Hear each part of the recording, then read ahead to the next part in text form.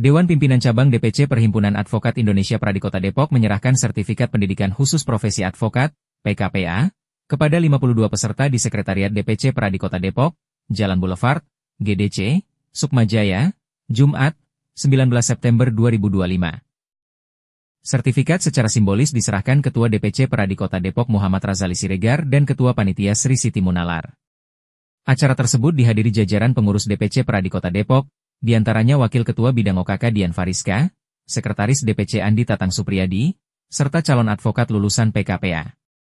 Sudah selesai melaksanakan PKPA selama 1 bulan ya, untuk 52 peserta di angkatan pertama untuk DPC Depok.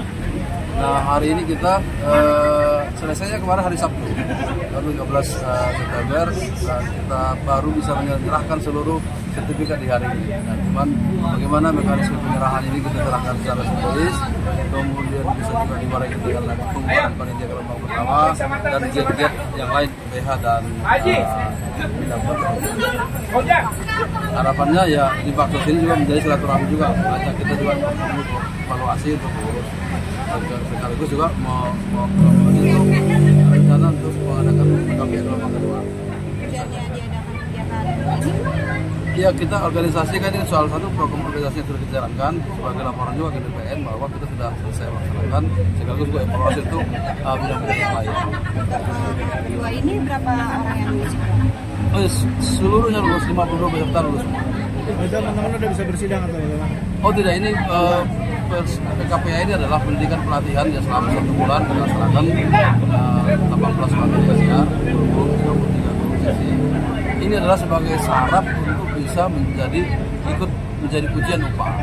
Nah, jadi ujian nanti mungkin di periode untuk tahun 2005 ada diadakan di 6 Desember. Nah, jadi salah satu syarat untuk menjadi pengacara itu sarjana hukum dan telah melakukan pelatihan PKPA. Untuk PKPA tahap keduanya gitu kan? PKPA tahap kedua rencana kita akan kita laksanakan di November.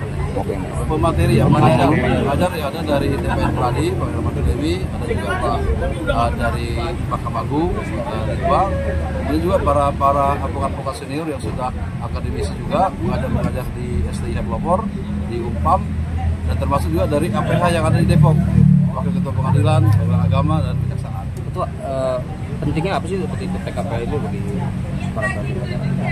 Untuk menjadi seorang pengacara itu kan praktek ya. Jadi kan selama ini kuliah S1 itu kan teori dan akademik ya. Praktek itu memang harus ada pelatihan profesi. Dan itu diwajibkan di Undang-Undang Advokat harus telah melakukan pelatihan profesi advokat. Dan yang berwenang untuk melaksanakan itu adalah DPN Pradi. Kita kan kepanjangan tangan daripada DPN Pradi di DPC dan bekerjasama dengan Universitas kampus. Nah, kali pertama ini kita bekerjasama untuk penyelenggaranya dengan Institut Pelopor Bangsa. Artinya sangat penting juga di Ketua. Ya memang harus kalau menjadi advokat harus melakukan pelatihan PKPA. Baru sertifikat ini dengan ijazah S1 itulah menjadi syarat utama untuk bisa ikut tes untuk menjadi pengacara UPA. Harapannya dengan setelah ada dapat sertifikat semua?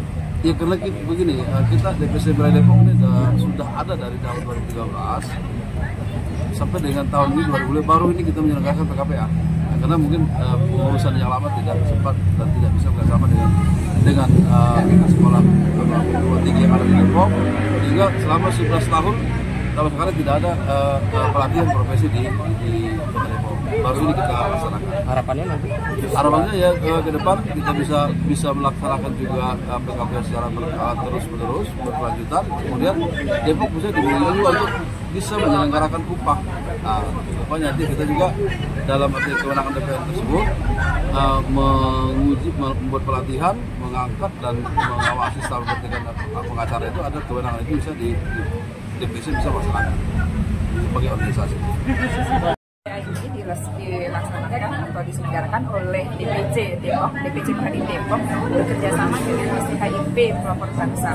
Ya, untuk pesertanya untuk angkatan pertama ini, gelombang pertama ini sekitar 52 orang peserta. Cara dari yang online. Ibu izin untuk PKPA yang tahap keduanya kapan diselenggarakan? Insya Allah, Insya Allah bulan November. Iya. Tepatnya tanggal berapa? Kita belum memastikan untuk tanggalnya ya. Di dalam materi PKPA sendiri apa sih Bu yang poin-poin utamanya yang disampaikan? Oh ya, poin-poin utama kita ada 19 materi, 19 mata kuliah ya. Di antaranya saya sendiri mengisi hukum ADR ya, kemudian ada hukum acara perdata, hukum acara pidana. Saya kira itu bisa, mau disebutkan semuanya? Mau disebutkan semuanya atau bagaimana? 19 yang utama-utama seperti itu. Oh ya, sorry. Etika ya, etika profesi, kemudian Mahkamah Konstitusi, ya yang paling utama ya, HAM juga, mereka boleh bertapung.